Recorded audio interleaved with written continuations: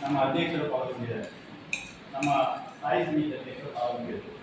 ನಾನೇ ಇದ್ದೆ, ಗಟ್ಟಿಯ ವೈದ್ಯರು, ರಾಜು ಇದ್ದರು, ವಿನಯ ನಮ್ಮ ಮೇಡಮ್ ನಾವೆಲ್ಲ ಇದ್ದೇವೆ. ನನಗೆ ರಾಷ್ಟ್ರೀಯ ಹಬ್ಬದ ನಮ್ಮನ್ನು ನೆಗ್ಲೆಕ್ಟ್ ಮಾಡ್ತೀವಿ, ನಮ್ಮನ್ನು ಜನಪ್ರತಿನಿಧಿಗಳನ್ನ ಯಾವ ರೀತಿ ನೆಗ್ಲೆಕ್ಟ್ ಮಾಡ್ತೀವಿ ಅನ್ನೋದಕ್ಕೆ ಈಗಲೂ ಒಂದು ಉದಾಹರಣೆ. ವಿನಯ ಯಾವ ರೀತಿ ನೆಗ್ಲೆಕ್ಟ್ ಮಾಡ್ತಾರೆ ಅನ್ನೋದಕ್ಕೆ ನಾನು ನಿಮಗೆ ಉದಾಹರಣೆ ಹೇಳಬಲ್ಲೆ. ಈಗ ನಿನ್ನೆಯ ದಿನ ನನಗೆ ಸಂವಿಧಾನ ಎಷ್ಟು ತಿದ್ದುಪಡಿ ಆಯಿತು, ನೀವು ಪೊಲಿಟಿಕಲ್ ಸೈನ್ಸ್ ಓದಿದವರು, ಎಷ್ಟು ತಿದ್ದುಪಡಿ ಆಯಿತು ನನಗೂ ಕೂಡ ಗೊತ್ತಿಲ್ಲ. ನಾನು ನೋಡಬೇಕು ಏನಾದರೂ ಸಂವಿಧಾನ ತಿದ್ದುಪಡಿ ಆಗಿಲ್ಲ ಅಂತ ನನಗೆ ಬೇಕಾಗಿತ್ತು. ನಿನ್ನೆಯ ದಿನ ಯಾಕೆ ಕೇಳ್ತೀನಿ ಅಂತ ನೀವು ಹೇಳ್ಬೋದು. ನಿನ್ನೆಯ ತನಕ ಇದೇ ಜೂನಿಯರ್ ಕಾಲೇಜಿನಲ್ಲಿ ಗಣರಾಜ್ಯೋತ್ಸವ ಇರ್ಬೋದು ಅಥವಾ ಸ್ವಾತಂತ್ರ್ಯ ದಿನಾಚರಣೆ ಇರ್ಬೋದು, ಇಂಥ ಸಂದರ್ಭಗಳಲ್ಲಿ ನಾವೆಲ್ಲ ಮೆಂಬರ್ಗಳು ಹೋದಾಗ ಮೆಂಬರ್ಗಳನ್ನು ಗುರುತಿಸುವಂತಹ ಒಂದು ಕೆಲಸ ನಡೀತಾ ಇದೆ. ಬಹುತೇಕ ಸಂದರ್ಭಗಳಲ್ಲಿ ಮೆಂಬರ್ಗಳನ್ನು ವೇದಿಕೆಗೆ ಕರೆಯತಕ್ಕಂಥ ಸಂದರ್ಭಗಳು ಬರ್ತಾ ಇದೆ. ಬಹುತೇಕ ಸಂದರ್ಭಗಳಲ್ಲಿ ನಿನ್ನೆ ನನ್ನ ಹೊರತುಪಡಿಸಿದೆ. ನಿನ್ನೆಯ ದಿನ ನೀವು ಅದಕ್ಕೆ ಪ್ರತ್ಯೇಕವಾದ ಯಾರು ಕಾಲೇಜಿನವರ ಯಾರು ನನಗೆ ಆಗಬೇಕಾಗಿದೆ, ಯಾರು ಪ್ರತ್ಯೇಕವಾಗಿರತಕ್ಕಂಥ ಆಸನವನ್ನು ಮಾಡಿ ಚುನಾಯಿತ ಪ್ರತಿನಿಧಿಗಳು ಅಧಿಕಾರಿಗಳಿಗೆ ಬೇಡ ಅಲ್ಲ. ನಿಮಗೆ ಯಾರು ಚುನಾಯಿತ ಪ್ರತಿನಿಧಿಗಳು ಇಲ್ಲ ಸುಳ್ಳಿದೆ. MLA ಬಿಟ್ಟರೆ ನಗರ ಪಂಚಾಯತ್ನವರು ಮಾತ್ರ. ನಗರ ಪಂಚಾಯತಿನ ಚುನಾಯಿತ ಸದಸ್ಯರು ನಿಮಗೆ ಬೇಡ, ನಾವು ಅಧಿಕಾರಿಗಳೇ ಕಾರ್ಯಭಾರವನ್ನು ಮಾಡ್ತೇವೆ, ಅವರಿಗೇನು ಅಧಿಕಾರ ಕೊಡ್ತಕ್ಕಂಥದ್ದು ಬೇಡ ಅನ್ನೋ ಮಾತುಗಳಿದ್ದರೆ, ನಾವು ಚುನಾಯಿತರಾಗಿ ಎಲ್ಲರೂ ಬಂದಿರತಕ್ಕಂಥದ್ದು ಜನರ ಸೇವೆಯನ್ನು ಮಾಡುವಂಥದ್ದು.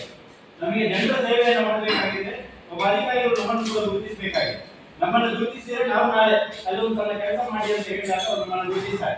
ಇದೆಲ್ಲವನ್ನ ಕಡೆಗಣಿಸಿ ನೀವು ನಮ್ಮನ್ನು ಅಪಮಾನ ಮಾಡುವುದಾದರೆ ಯಾಕೆ ಈ ಕಾರ್ಯಕ್ರಮ ಮಾಡಬೇಕು? ನೀವು ಯಾರ ಹತ್ರ ಕೇಳಿ ಮಾಡಿದ್ದೀರಿ? ನೀವು ಮುಖ್ಯಾಧಿಕಾರಿಗಳು ಒಬ್ಬ ರಾಜಕಾರಣಿಯಾಗಿ ಎಲ್ಲ ಸಭೆ ಸಮಾರಂಭದಲ್ಲಿ ಭಾಗವಹಿಸಿ ನೇರ ಮಾತಾಡ್ತಾ ಇದ್ದೇನೆ ನಾನು. ನೀವು ಸಭೆ ಸಮಾರಂಭದಲ್ಲಿ ಒಬ್ಬ ಗೆಸ್ಟ್ ಆಗಿ ಎಲ್ಲ ಕಡೆಯಲ್ಲಿ ಹೋಗ್ತಾ ಇದ್ದೀರಿ. ಅದು ಬಿಟ್ಟು ಇಲ್ಲಿ ಏನು ಕೆಲಸ ನಡೆದಿದೆ? ಯಾವ ಕೆಲಸಗಳು ನಡೆದಿವೆ? ಒಳ್ಳೆ ಅಧಿಕಾರಿಗಳು ಕೂತಿದ್ದಾರೆ, ಕೇಳಿ ರಾಜಕಾರಣಿಗಳಾಗಿ ನೀವು ವರ್ತಿಸಿ ಆಗ್ತದೆ ಅಂತ ಕೇಳಿ ಅಧಿಕಾರಿಗಳಿದ್ದಾರೆ, ಕೇಳಿ ಅವರ ಹತ್ರ. ನೀವು ನಮ್ಮನ್ನು ಅವಮಾನ ಮಾಡುವುದಾದ್ರೆ ನಾವು ಇದನ್ನ ವಿನಯ ನೀವು ಅನುಭವಿದ್ದೀರಿ, ನಾವು ಇದನ್ನ ರೆಸಲ್ಯೂಷನ್ ಈಗ ಮಾಡಬೇಕು. ಅವ್ರು ನನಗೆ ಫಸ್ಟ್ ಹೇಳಬೇಕು, ಯಾರು ರಾಷ್ಟ್ರೀಯ ಹಬ್ಬದ ಪದಾಧಿಕಾರಿಗಳು ಯಾರಿಗೆ ಕಾರ್ಯಕ್ರಮವನ್ನು ನಿರೂಪಣೆ ಮಾಡುವವರು, ಯಾರು ಯಾವ ಕಾರಣಕ್ಕಾಗಿ ಪಂಚಾಯತ್ ಸದಸ್ಯರುಗಳನ್ನ ನೀವು ಬಿಟ್ಟಿದ್ದೀರಿ ಅನ್ನುವಂಥದ್ದು ನನಗೆ ಸಮಜಾಯಿಸಿಕೆಯನ್ನು ಕೊಡಬೇಕು. ಇಲ್ಲದೆ ಹೋದರೆ ನಾವು ರೆಸಲ್ಯೂಷನ್ ಅನ್ನ ಡಿಸಿಗೆ ಮಾಡಿ ಕಳಿಸಿ ಆದ ನಂತರ ಮೀಟಿಂಗ್ ಅನ್ನು ಸಭೆ ಮಾಡೋಣ ಅನ್ನೋದು ನನ್ನ ಅಭಿಪ್ರಾಯ. ಹೇಗೆ ಎಲ್ಲರೂ ಏನಮ್ಮ ವಿರೋಧ ಉಂಟು? ನಿಮಗೆ ಗೌರವ ಬೇಡ ಬೇಕು ತಾನೆ? ಹಾಗಿದ್ರೆ ನಮಗೆ ನಿರ್ಣಯಗಳನ್ನು ಮಾಡಬೇಕು. ವಿನಯ ಇದು ಬಾರಿ ಇದು ಒಂದು ಉದಾಹರಣೆ ಮಾತ್ರ. ಇದಕ್ಕಿಂತ ಹೆಚ್ಚಿನದು ಬಹಳಷ್ಟು ಕಂಡಿವೆ. ಆದರೆ ಇವತ್ತು ಇದನ್ನು ನಾವು ಮಾಡದೆ ಹೋದ್ರೆ ನೀವು ನಮ್ಮನ್ನ ಪರಿಗಣಿಸುವುದಿಲ್ಲ. ನಮಗೆ ನಿಮ್ಮ ಜಾಗರಣ ಅಗತ್ಯತೆಗಳಿಲ್ಲ. ನಾವು ನಿಮ್ಮ ಇದಕ್ಕೆ ಬರುವುದಿಲ್ಲ. ರಾಷ್ಟ್ರೀಯ ಹಬ್ಬದ ಸಂವಿಧಾನವನ್ನ ಎತ್ತಿಡಿಯತಕ್ಕಂಥ ಕೆಲಸಕ್ಕೆ ನಾವು ಬರುವುದಿಲ್ಲ, ಬೇಡ ಅಂತ ಬರುವುದಿಲ್ಲ. ನೀವು ಹೇಳ್ಬೋದು ಇದಲ್ಲ, ಅದು ಮೊದಲನೇ ದಿನ ಮೆಸೇಜ್ ಆಗ್ತದೆ. ನೀವು ಮುಂಚಿತವಾಗಿ ಕಲಿಸಿದ್ರೆ ಯೋಗ್ಯತೆ ಇಲ್ಲ ಅಂತ ನಾವು ಹೇಳಬೇಕಾಗಿದೆ. ಮುಂಚಿತವಾಗಿ ಯಾಕೆ ನಮಗೆ ತಿಳಿಸುವುದಿಲ್ಲ? ಯಾಕೆ ಬೇಕಾಗಿದೆ ಹೇಳಿ? ಯಾವ ಕಾರಣಕ್ಕಾಗಿ ಹೇಳಿ? ಯಾವ ಕಾರಣಕ್ಕಾಗಿ ನಿನ್ನೆ ನೀವು ಪ್ರತ್ಯೇಕವಾಗಿರತಕ್ಕಂಥ ಆಸನವನ್ನ ಮಾಡಿದ್ದೀರಿ? ಯಾಕೆ ಚುನಾಯಿತ ಅಲ್ಲಿ ನಿಮಗೆ ವೇದಿಕೆ ಜಾಸ್ತಿ ಆಯ್ತಾ ಕೇಳಬಹುದು. ನೀವು ಹೆಸರಿನಲ್ಲಿ ಇರತಕ್ಕಂಥವರು, ಇನ್ವಿಟೇಷನ್ ಇರತಕ್ಕಂಥ ಹೆಸರಿನವರು ಮಾತ್ರ ಕೂತ್ಕೊಳ್ಬೇಕು ಅನ್ನುವಂಥ ಭಾವನೆಗಳಿದ್ರೆ ಎಷ್ಟು ಜನ ಇನ್ವಿಟೇಷನ್ ಇಲ್ಲದವರಲ್ಲಿ ಕೂತಿದ್ದಾರೆ ಕೊಡಿತಾರೆ ನನಗೆ. ಇದೇನು ಕಾರಣ? ಯಾಕೆ ನಾವು ಅಷ್ಟು ನಿಮಗೆ ಕಡೆಗಣಿಸ್ತೇವೆ? ನಮ್ಮನ್ನ ಅಷ್ಟು ಕಡೆಗಣಿಸುವುದಂದ್ರೆ ಕಡೆಗಣಿಸುವುದು ಹೇಳಿ. ಇದು ನಡೆಯಲಿಕ್ಕೆ ಸಾಧ್ಯನೇ ಇಲ್ಲ. ನೀವು ಯಾವ ಮೀಟಿಂಗ್ ಮಾಡೋದು ಬೇಡ, ಫಸ್ಟ್ ರೆಸಲ್ಯೂಷನ್ ತಗೊಳ್ಳಿ. ಅಧ್ಯಕ್ಷರೇ, ನೀವಿದ್ದೀರಿ ಅಧ್ಯಕ್ಷರು, ಹೋಗಿ ಅಧ್ಯಕ್ಷರನ್ನು ಅಲ್ಲಿ ಅಧ್ಯಕ್ಷರು ಹೇಳಿದ್ರು ಕೂಡ ಅಧ್ಯಕ್ಷರ ಮಾತಿಗೆ ಕಿಮ್ಮತ್ತು ಬೆಲೆಯನ್ನು ಕೊಡದೇ ಇರತಕ್ಕಂಥ ಸಂದರ್ಭಗಳು ಕೂಡ ನಡೆದಿವೆ.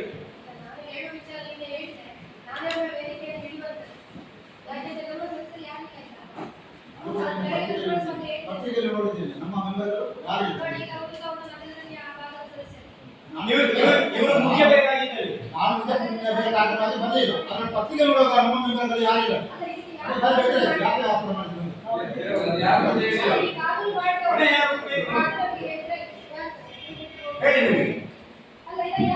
ನೀವ್ಯಾಕೆ ಭಾಗವಹಿಸಬೇಕು? ನೀವು ನಮ್ಮನ್ನ ಕಡೆಗಣಿಸ್ತಾರೆ ಅಂತಂದ್ರೆ ನೀವು part of the town panchayat. ನೀವು ಮುಖ್ಯಸ್ಥರು ಅಧಿಕಾರಿಗಳಲ್ಲಿ ನೀವು ನಮ್ಮ ಮುಖ್ಯಸ್ಥರು, ನೀವ್ಯಾಕೆ ಭಾಗವಹಿಸ್ತೀರಿ ನೀವು? ನಾವು ನಿಮಗೆ ಬೇಡವಾ? ಬೇಡದೆ ಹೋದ್ರೆ ಇವತ್ತಿನ ದಿನದಿಂದ ನಾವೆಲ್ಲ ರೆಸಲ್ಯೂಷನ್ ಮಾಡ್ತೇವೆ. ಎಲ್ಲರೂ ನಾವು ನೀವು ಒಂದೇ ಆದ್ರೆ ನಮ್ಮ ಅಧ್ಯಕ್ಷರು, ನಿಮ್ಮ ಅಧ್ಯಕ್ಷರು, ನಮ್ಮ ಅಧ್ಯಕ್ಷರು ಕಿವಿ ಮಾತು ಹೇಳಿದ್ರು, ಹೇಳಿದ್ರೆ ನೀವು ಕಿವಿ ಮಾತು ಹೇಳಿದ್ರೆ ನೀವು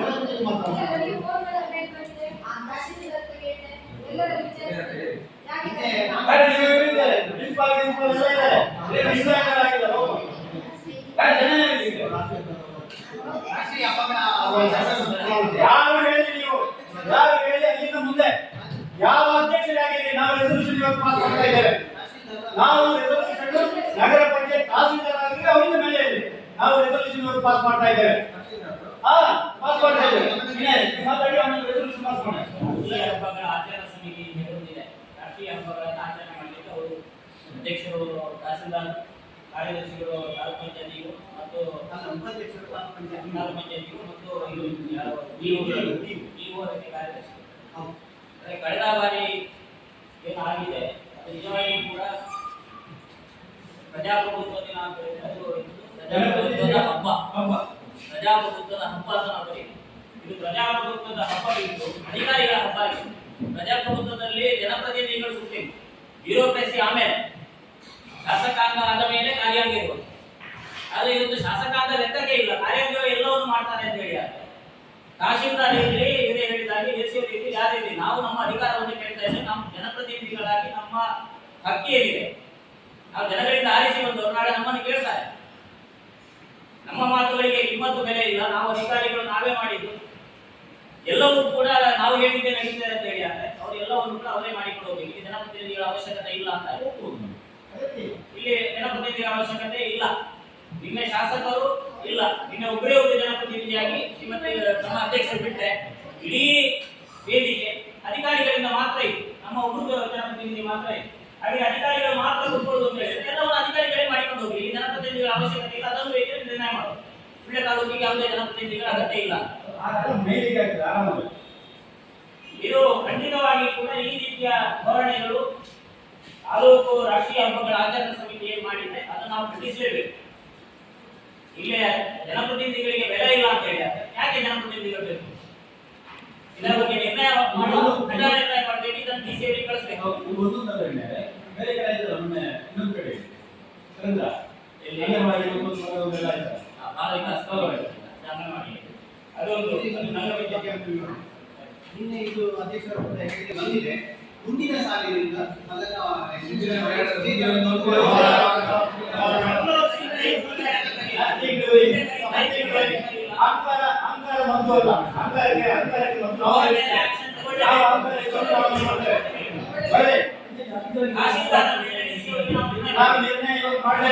ನಿರ್ಣಯ ಮಾಡಿ ಮುಂದುವರಿಯುವುದು.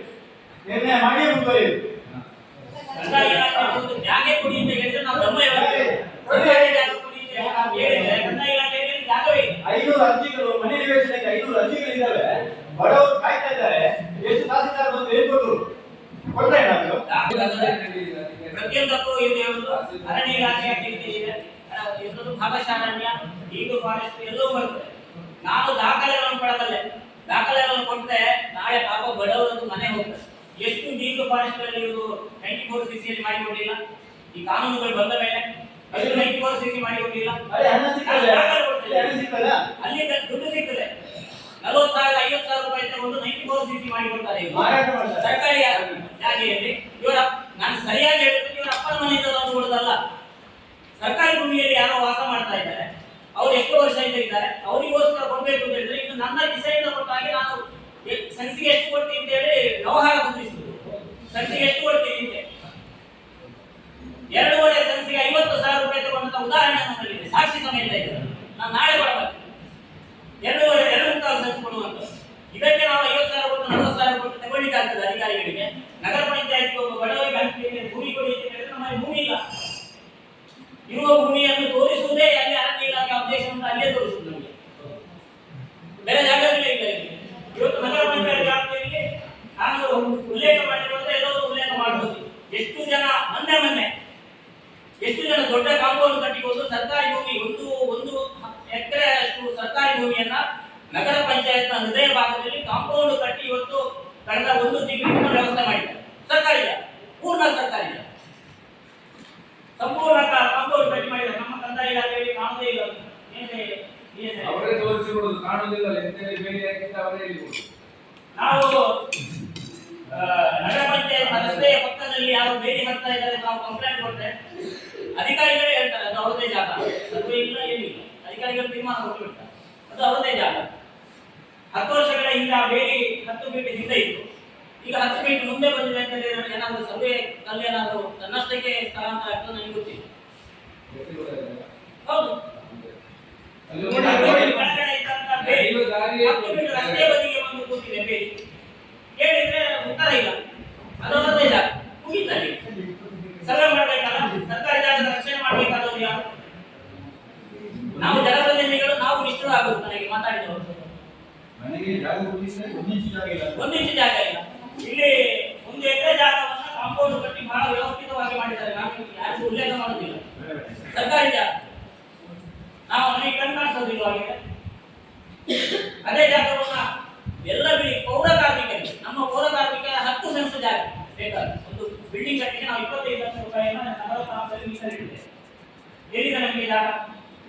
ಪೌರ ಕಾರ್ಮಿಕರಿಗೆ ಕೊಟ್ಟಿದ್ದ 10 ಸೆನ್ಸ್ ಬಿಡಿ, ಒಂದು 5 ಸೆನ್ಸ್ ಕೊಡಿ ಅಲ್ವಾ, ನಾವು ಮಾಳಿಗೆ ಮೇಲೆ ಮಾಳಿಗೆ ಕಟ್ಟಿಯಾದ್ರು ಕೊಡ್ತೇವೆ. ಇಲ್ಲ ಜಾಗ. ನಾಳೆ ಅದೇ ಯಾರೋ ಒಬ್ಬ ಬಂದು ನಾನು ಇಷ್ಟು ಕೊಡ್ತೇನೆ ಅಂತ ಹೇಳಿದ್ರೆ ಅವರಿಗೆ ಜಾಗ ಆರಾಮದಲ್ಲಿ ಒಬ್ಬ ಎಕ್ಸ್ ಮಿಲಿಟರಿ ಸಂಘದವರು ಕಳೆದ 10 ವರ್ಷಗಳಿಂದ ಅಲ್ಲಾಡ್ತಾ ಇದ್ದಾರೆ. ಈ ದೇಶದ ರಕ್ಷಣೆಗೋಸ್ಕರ ಹೋರಾಟ ಮಾಡಿದಂತ ಮಾಜಿ ಸೈನಿಕರು ಅವರ ಸಂಘಕ್ಕೆ 10 ಸೆನ್ಸ್ ಜಾಗವನ್ನು ತೋರಿಸಿಬಿಟ್ಟಿದ್ದಾರೆ. ಇವತ್ತಿನವರೆಗೆ ರೆಕಾರ್ಡ್ ಮಾಡಿಕೊಡಲಿಕ್ಕೆ ಕಂದಾಯ ಇಲಾಖೆಯಿಂದ ಆಗಿದೆ. 108 ಕಾರಣ. ಈ ರೀತಿಯ ಧೋರಣೆಯನ್ನ ಸರ್ಕಾರಿ ಅಧಿಕಾರಿಗಳು ಇಲ್ಲಿ ಮಾಡ್ತಾ ಇದ್ರೆ ಜನಪ್ರತಿನಿಧಿಗಳಿಗೂ ಕೂಡ ಕಿಮ್ಮತ್ತು ಬೆಲೆ ಇಲ್ಲ ಅಂತ ಹೇಳಿದ್ರೆ ಇದರ ವಿರುದ್ಧವಾಗಿ ನಾವು ನಿರ್ಣಯ ಮಾಡಲೇಬೇಕು. ಜಿಲ್ಲಾಧಿಕಾರಿಗಳಿಗೆ ನಾವು ಮುಖದ ಹೋಗಿದ್ದಾರೆ, ಈ ಊರನ್ನು ಮುಖದ ಹೋಗಿದ್ದಾರೆ. ಯಾವ ಈಗ ರೆಸಲ್ಯೂಷನ್ ಮಾಡಿ ಈಗ ಹಿರಿಯ ಸಮಸ್ಯೆ ಇಲ್ಲ. ಈ ಇಬ್ಬರು ಹಿರಿಯ ಸಮಸ್ಯೆ ನೀವಿರಲ್ಲ ಈ ಸಮಿತಿಯಲ್ಲೇ ಇಲ್ಲ. ತಹಸೀಲ್ದಾರ್ ಇದ್ದಾರೆ, ಡಿಒ ಇದ್ದಾರೆ, ಮತ್ತು ತಾಲೂಕು ಡಿಒ ಇದ್ದಾರೆ. ಯಾರೇ ಇರಲಿ ಅಧಿಕಾರಿಗಳು ಮಾಡುವ ನೀವು ಹೇಳಿದ್ದಾರೆ. ಅನುಭವವೇ ಇಲ್ಲ, ನಾನು ಅಲ್ಲಿ ಹೋಗುವುದಿಲ್ಲ. 10 ವರ್ಷದ ನನ್ನ ಜೀವನದಲ್ಲಿ ಒಮ್ಮೆ ಹೋಗಿದ್ದೆ, ಜಸ್ಟ್ ಅವರಿಗೆ ಕೂತ್ಕೊಂಡು ಬಂದೆ. ನಾನು ಇನ್ನೊಬ್ಬರಿಗೆ ಹೋಗಿಲ್ಲ. ಹೋಗ್ತಾರೆ ಯಾಕಂದ್ರೆ ಆ ವಾರ್ಡಿನ ಸದಸ್ಯರು ಇರ್ತಾರೆ ಅಥವಾ ಬೇರೆ ಯಾರು ಜನಪ್ರತಿನಿಧಿಗಳು ನಮ್ಮ ನಗರದ ವ್ಯಾಪ್ತಿಯಲ್ಲಿ ಆಗುವ ಕಾರ್ಯಕ್ರಮಕ್ಕೆ ನಗರದ ಸದಸ್ಯರು, ನಗರ ಪಂಚಾಯತ್ ಸದಸ್ಯರಿಗೆ ಅಲ್ಲಿ ಜನಪ್ರತಿನಿಧಿಗಳಾಗಿರ್ತಾರೆ. ಯಾರು ಹೋದ್ರು ಅವರಿಗೆ ಅವರಿಗೆ ಹೌದು ಅದರಲ್ಲಿ ಹಾಕಿದ್ರೆ ಅದು ಆಗ್ತಿರ್ಲಿಲ್ಲ. ಅದು ಹಾಕಲಿಕ್ಕೆ ಕಾರಣ ಏನಂದ್ರೆ ಕೆಲವು ಮೊದಲೊಮ್ಮೆ ಅದನ್ನ ಹಾಕದೇ ಇರಲಿಲ್ಲ. ಅವ್ರು ನಾನು ಸ್ವಲ್ಪ ಮಾತಾಡಿದೆ. ಯಾಕಂತಂದ್ರೆ ಇದು ಸರ್ವಾನುಮತದ ತೀರ್ಮಾನ. ಈಗ ಅಧ್ಯಕ್ಷರು ಅದಕ್ಕೆ ಒಪ್ಪಿಗೆ ಕೊಡ್ತಾರೆ, ನಾವು ಎಲ್ಲರೂ ಕೂಡ ಅದಕ್ಕೆ ಒಪ್ಪಿಗೆ ಕೊಡ್ತೇವೆ. ಸರ್ವಾನುಮತದ ತೀರ್ಮಾನವನ್ನು ಮಾಡಿ ಬರೆದೀವಿ. ಈಗಲೇ ಬರೀಬೇಕು, ಇವತ್ತೇ ಸೈನ್ ಹಾಕಬೇಕು. ಮತ್ತೆ ನೀವು ನಾಳೆ ಬರೀತೇವೆ ಅನ್ನೋದನ್ನು ನಾವು ಇವತ್ತು ಮೊನ್ನೆಯಿಂದ ನಾವು ಬಿಟ್ಟಿದ್ದೇವೆ ಅಲ್ಲ, ಮೊನ್ನೆಯಿಂದ ನಾವು ಬಿಟ್ಟಿದ್ದೇವೆ.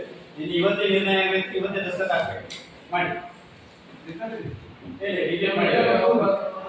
ಬರೆಯುವ ಮುಸುರು ಇಲ್ಲದವರಾಗಿ ಬರೀತೀಯಾ? ಬರೆಯೋರು